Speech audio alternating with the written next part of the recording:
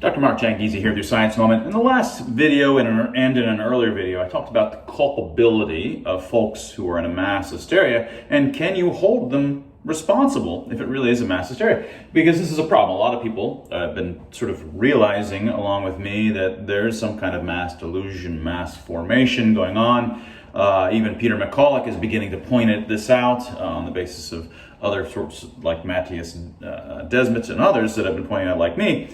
That there's a mass delusion going on. Now he's sort of, McCulloch's mixing it up and sort of saying that they're doing it on purpose and it's a mass delusion, so which one is it? Of course, it is a combination of both in some sense, but I'm going to focus on the pandemic side of this, and this is where I think, again, people have things wrong.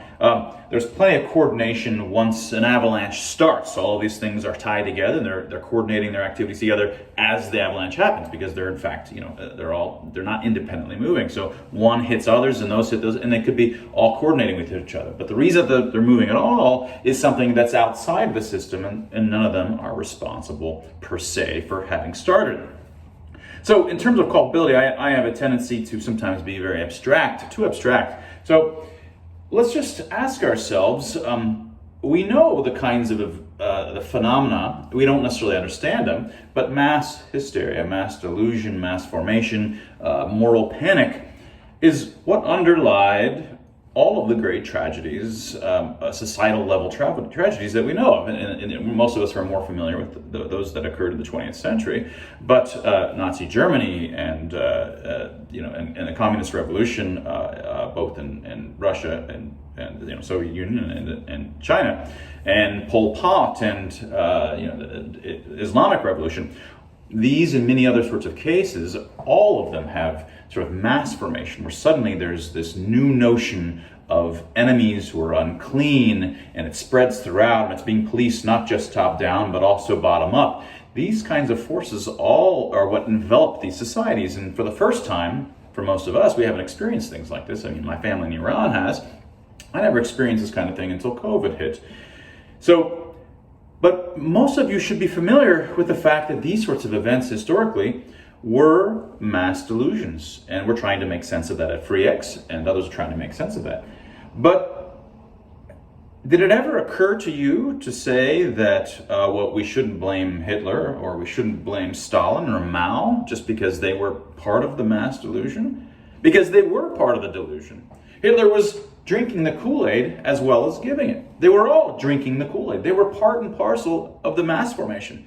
They were in it. They were in it deeper than the average person. This doesn't excuse them. In fact, they're the paradigm example of what an evil person is. The evil person is not somebody outside of the delusion twiddling their fingers saying, aha, I've started this mass delusion, and look, now I can accumulate wealth on the basis of this, or accumulate power on the basis of this. No.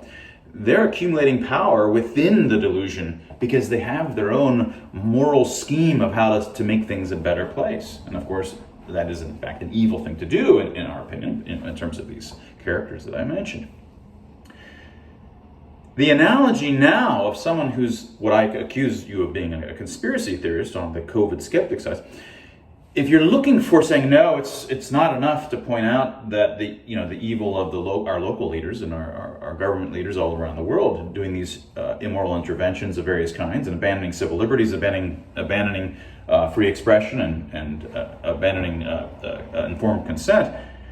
You don't seem to want to blame those leaders. Those are the little Hitlers. They're just the little bad people that are in the hysteria, and they're doing bad things. But instead, you want to say, no, they're not really the ones to blame. It's the real ones to blame are these people outside of the delusion that created a virus and caused all of these things in advance. And you can see all the way back to 2009 that they had this plan. This would be like going to Nazi Germany and saying, Hitler was definitely a bad guy. I'm not going to defend him per se, but really, it was the German military-industrial complex, and they had planned to get people all whipped up to hate the Jews, because then you could start a war, and they enriched themselves by virtue of all the contracts that they got. Or the banking industry 10 years before had decided if we can just whip up hatred towards the Jews, and you end up, and then there's a big complicated story about how they can whip all that up and control the strings and make all of these things happen, and they're outside of it, and they're just raking in the money on the basis of it. No, there's no need for any other story. The story's clear. I mean, it's not, and there's still lots of complexities in those cases. The people that were evil were in the hysteria. You don't need to go further and try to look for some kind of mustache twiddlers outside of the hysteria that themselves caused the hysteria. And when you do that, you're not going to blame your own leaders. It's your own leaders who are at fault. And you can say, well, they're in a mass delusion. No, as we've talked about, it's their responsibility to not be in a mass delusion. It's their responsibility to say, look, I need to make sure that when the mobs are panicking through the streets, I'm not one of those people, because I'm paid to do that. That's my very job. I should be sophisticated or have some kind of wisdom that prevents me from being that kind of person. Or I have committees of independently minded people that can give me all the different sides rather than just creating an echo chamber.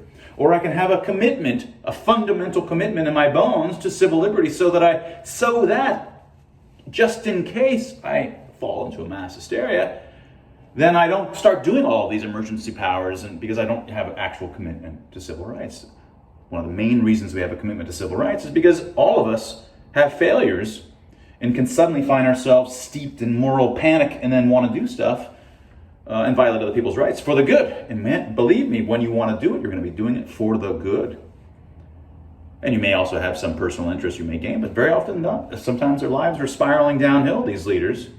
They were maybe gaining power, but things were in fact objectively getting worse for them, but they thought they were doing good when they weren't. So stop looking for outside puppeteers that caused this. The enemies that are doing this are out there and they're still doing it. And you're missing the target every time you keep doing that. And that was your science moment.